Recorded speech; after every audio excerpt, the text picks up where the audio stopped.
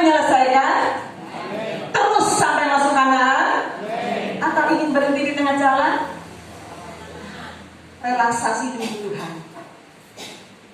Kalau di hukum perbankan, relaksasi dulu, gak sanggup, atau mundur sedikit.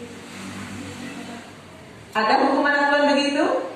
Saya percaya dari firman Tuhan berkata, atau kalau saudara membaca bahwa dari kitab Kejadian sampai dengan Wahyu tidak dipisahkan dan tidak diinginkan anak Tuhan mundur dari perjalanan. Amin.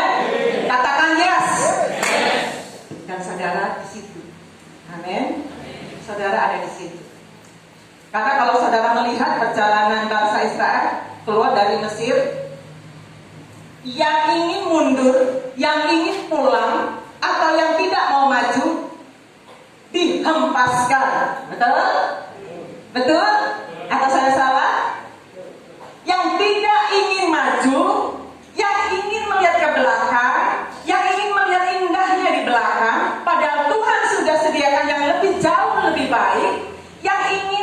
Yang terlalu banyak mengeluh, mereka yang suka mengeluh itu, yang getumbel itu adalah mereka yang ingin berjalan di tempat, dihantui dengan rasa takut. Lalu mereka membayangkan yang di belakang, yang seperti itu hukumnya dihempaskan, ditelan. Jadi prinsipnya anak Tuhan sekalipun sedikit, pelan-pelan. Karena kita harus menyesuaikan dengan segala keterbatasan, betul? Ya, harus maju sedikit demi sedikit sampai aku tiba di sana, di tempat yang Tuhan kehendaki. Perjalanan kami, saya ingin sedikit menambahkan, perjalanan kami ini mungkin ada yang lebih mengalami jauh lebih berat, ya. Kalau kami ada sampai hari ini, kekuatan itu bukan dari kami, tidak mudah. Dan sedikit banyak beberapa waktu lamanya Bapak dan Ibu Budi bersama-sama dengan kami melihat itu semuanya. Jadi gak ada yang bohongi, gak ada yang ditutupi. Inilah kami apa adanya. Jadi kalau kami ada sampai hari ini bisa duduk, saya tidak pernah bisa membayangkan suami saya akan duduk di kursi paling depan. Gak pernah saya bermimpi. Karena dapatkan beliau ini udah rusak. Maaf ya. Tapi faktanya ya, katanya anak Tuhan itu harus jujur. Sudah rusak. Jadi kalau Bapak Ibu rusak, tadinya rusak dan sekarang bisa seperti ini, jangan malu, nggak apa-apa.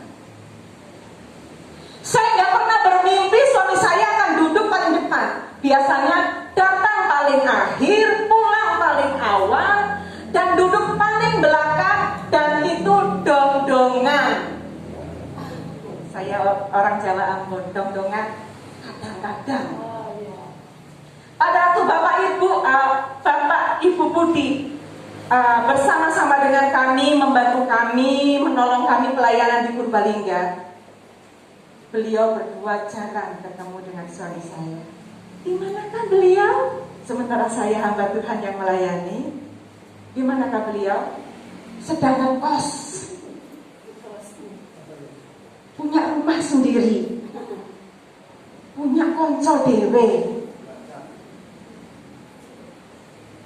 Kos, saudara, betul-betul kos. Jadi pada waktu beliau bertobat ini, tiba-tiba pulang, ada tempat minum, tiba-tiba dikirim ada kipas angin, kayak barang-barang kos-kosan ya. Saya baru tahu. Terlalu pandai untuk menyimpan semuanya di hadapan istrinya. Mengapa saya tidak tahu? Karena suami saya tidak bercerita tentang buruknya. Apa yang dibuat, uangnya juga nggak cerita. Jangankan cerita, dibagi aja enggak. Karena apa? Kalau tak tanya, kadang-kadang saya iseng. Kenapa nggak dikasih? Saya kan istri pengen dapat jatah kan? Bener nggak ibu-ibu?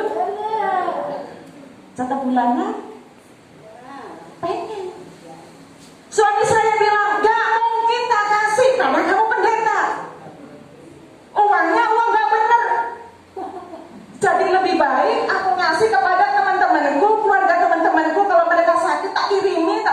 ke dokter, tak bantu biaya ini, biaya itu, biaya rumah tangganya. Lalu rumah tangga istrinya dapat dari mana? Saya harus cari sendiri. Amin, ibu-ibu. Saya ingin ibu-ibu di sini, para wanita-wanita Tuhan adalah wanita-wanita yang strong. Katakan yes. Yes. Kalau saya kuat sampai hari ini, itu karena Tuhan. Saya ingin firman Tuhan pada sore hari ini berbicara bahwa bagi Allah tidak ada yang mustahil. Amin. Bagi Allah itu tidak ada yang mustahil. Bagi saya mustahil. Dapat udah rusak. Tapi saya punya hati, ingin punya rindu yang dalam. Saya harus bawa dia ke surga. Bagaimanapun caranya. Gak mungkin tak gendong kan? Atau dia bonceng kan? Gak mungkin. Karena mau ke surga, sang suami gak bisa. Bonceng istrinya gak bisa. Istri bonceng suami gak bisa. Jadi harus bayar dengan harga rohani. Amin. Kita akan buka bersama-sama di dalam kitab Lukas. Haleluya. Allah kita itu Allah yang luar biasa. Dia gak pernah main-main di dalam rencananya. Haleluya. Lukas pasal yang pertama ayat yang ke 37. Ini sebuah perkataan firman Tuhan yang sangat luar biasa. Jadikan ini saudara membaca, saudara tanam di dalam pikiran, taruh di dalam hati, lalu perkatakan. Amin. Karena saya percaya bahwa perkataan kita ini perkataan yang berkuasa. Saudara memperkatakan sesuatu itu, keluarnya itu dahsyat. Ya, saya sering membayangkan begini sebelum saya membaca firman Tuhan. Saya punya meja makan, saya makan sendiri. Masak sendiri. Kenapa? Suaminya pergi. Saya siapin makanan, tidak sedikit. Saya mengimani di meja ini satu kali suamiku akan duduk makan bersama. Ada piring, siapkan untuk menu orang banyak. Saya nggak masak sendiri. Di cermin saya berdoa, urapi Tuhan, supaya suami nggak ngelirik kepada yang lainnya. Amin. Oh, itu tindakan iman Bapak Ibu. Tindakan iman. Ya. Cantik di mata pria itu banyak. Mata itu gak akan pernah puas. Tetapi kalau Tuhan yang akan buat mata laki-laki untuk melihatnya kepada satu wanita, Tuhan bisa. Jadi urapi. Aku paling cantik. Urapi semua. Urapi seluruh tubuh. Jangan pergi ke dukun. Jangan pakai ilmu payah. Gak perlu. Kuasa Tuhan lebih dahsyat. Amin. Dan laki-laki pun sama. Ikat istrimu dengan kuasa Tuhan. Yuk buka bersama-sama. Lukas pasal yang pertama. Iya. Saya ingin kita baca bersama-sama bersuara yang keras biar telingamu mendengar, kanan kirimu mendengar. Ya, hitungan ketiga mulai. Pasal yang pertama ayat yang ke-37, 2, 3. Sebab bagi Allah tidak ada yang mustahil. Sekali lagi, sebab bagi Allah tidak ada yang mustahil. Katakan amin. Ya, mengapa? Mengapa bagi Allah tidak ada yang mustahil? Karena Allah sudah menetapkan itu. Karena Allah sudah menetapkan beliau ini jadi milikku. Mau perjalanannya bagaimana? Saat aku meminta supaya suamiku pulang, Tuhan akan pulangkan. Tuhan sudah menetapkan si A menjadi milik si B. Ya, Tuhan sudah menetapkan jalan-jalan hidup kita. Tuhan sudah menetapkan pekerjaanmu. Tuhan sudah menetapkan seberapa banyak keuanganmu. Tuhan sudah menetapkan apa yang menjadi jalan hidupmu. Kita melihat bagaimana Yeremia, kisah Yeremia. Ya, Yeremia di dalam kitab Yeremia pasal 1 dikisahkan bahwa sebelum aku membentuk engkau sebelum aku membentuk engkau dalam rahim ibumu, ini sebelum Yeremia ada, ya, sebelum Yeremia ada, aku telah mengenal engkau. Nah, itu dia. Tuhan sudah menetapkan semuanya itu. Aku sudah mengenal engkau.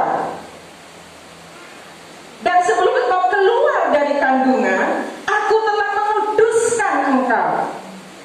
Aku telah menetapkan engkau menjadi nabi bagi bangsa-bangsa. Padahal kalau kita melihat siapa Yeremia, orang nggak pintar ngomong, ya, tidak bisa apa-apa, tidak pede, dia masih muda, dia sudah dapat pesan yang luar biasa. Hei Yeremia, engkau akan menjadi nabi bagi bangsa-bangsa. Yeremia nggak mudeng, paham Bapak Ibu ya, nggak mudeng. Yeremia nggak paham akan semuanya itu. Bagaimana mungkin itu terjadi? Kalau saya melihat perjalanan kami, pada waktu Bapak Ibu Budi ada di Purbalingga, saat-saat itu saya belum melihat ada harapan untuk keluarga kami. Saya belum melihat, tapi di sini ada rindu yang dalam. Ya, saya belum melihat ada harapan. Bagaimana tidak? Bicara tentang keuangan itu mustahil. Bicara untuk bilangin suami gak didengar. Tadi dikatakan setahun penjara pertama. Penjara pertama itu anak kami yang pertama baru TK kecil. TK kecil. Lalu masuk penjara kedua dan penjara ketiga. Kisahnya itu pada waktu beliau ini ditangkap polisi. Hari itu, sore itu saya melahirkan. Amin. Amin. Ibu-ibu, amin. Haleluya. Sore itu saya baru melahirkan. Dan suami dicekal polisi. Saya gak bisa nangis, saya juga gak bisa tertawa. Haleluya. Hari ketiga saya pulang, saya harus menghidupi anak-anak saya. Siapa yang mengenal saya di Facebook? Saya membuat makanan. Haleluya. Apakah salah hamba Tuhan membuat makanan? Tidak. Karunia itu Tuhan kasih dan saya harus pergunakan. Baru punya anak umur 3 hari, saya harus mulai bekerja. Umur anak 1 minggu, saya gendong anak saya ke Kejaksaan Semarang. Haleluya. Kalau saya berpikir itu semuanya, kadang-kadang gemes-gemes sedap. Dikatakan gak patut baru seminggu, bayi masih merah, tidak patut bagi orang. Saya semuanya saya serahkan kepada Tuhan. Setiap tindakan saya serahkan kepada Tuhan. Mau begitu, itu adalah suami yang Tuhan sediakan buat saya. Amin. Haleluya. Karena itu, mau engkau seperti ini keadaannya, engkau tidak bisa melihat masa depanmu. Mungkin engkau hari ini bekerja sebagai tukang beca, engkau punya usaha yang masih kecil, anak-anakmu banyak. Bagaimana memuliakan mereka? Bagaimana melihat masa depan mereka? Bagaimana aku hari esok? Serahkan semuanya kepada Tuhan. Jangan tanggung-tanggung. Mengapa suami saya pulang? Mengapa suami saya harus sampai habis-habisan? Sampai dibikin nol, sampai ditipu oleh teman-temannya. Karena saya semalaman harus tidur di depan mimbar, berdoa, puasa yang dilakoni, amin, hanya untuk seorang. Haleluya. Bayar harga. Mengubah keadaan itu tidak mudah. Kalau pakai mulut tidak bisa, pakai lututmu, amin. Ubah keadaanmu. Ubah keadaanmu. Saya tidak bisa melihat kalau hari ini anak saya yang pertama, yang dulu saya bingung. Waktu zaman Ibu Budi masih di sana, saya sering nunggak SPP anak saya sampai sampai akhir tahun, 6 bulan ke tahun, itu hal biasa. Hal biasa. Karena apa? Memang situasinya tidak bisa. Tidak ada. Ya. Tapi kalau hari ini saya bisa membiayai semuanya bersama-sama dengan suami bergandengan tangan, membangun keluarga, memulihkan semuanya dari nol, dari benar-benar keadaan yang terpuruk, bangkit pelan-pelan, Tuhan pulihkan pelan-pelan. Anak saya yang pertama sekarang bekerja di bank. Saya tidak bisa melihat itu sebelumnya. Dengan posisi yang sudah bagus, sudah sangat bagus, dan kami syukuri. Dan saya deklarasikan, saya bilang kepada anak saya, perkatakan, roh kepemimpinan turun untukmu. Kau harus bisa memimpin, karena kita ini adalah pemimpin. Amin. Kita dipanggil untuk memimpin, memerintah. Ya, jangan lupakan itu. Jangan lupakan itu. Tuhan sanggup mengubah keadaan. Yeremia tidak bisa melihat, wah bagaimana Tuhan, aku gak berani, bangsa-bangsa aku bisa menghadapi. Kok ngomong aja aku gak bisa. Ya, Tuhan bisa. Kalau Tuhan sudah menetapkan, maka tidak ada yang mustahil. Katakan amin. Jadi jangan